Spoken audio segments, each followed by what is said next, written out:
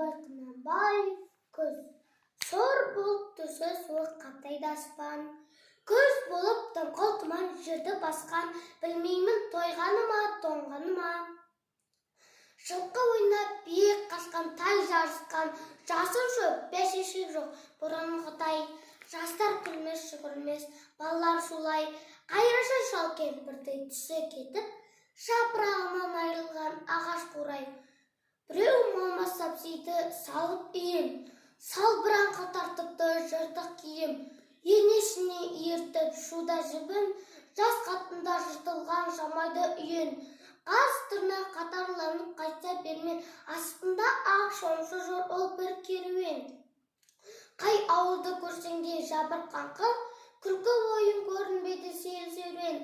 Кемпір шал құжан қағып бала бүрсең, көңілсіз қара суы қырда жүрсең, кем сүйек сорпасы тимеген соң, үйде ит жоқ, тышқан аулап қайда көрсең, күзеу тозған оты жоқ елдің маңы.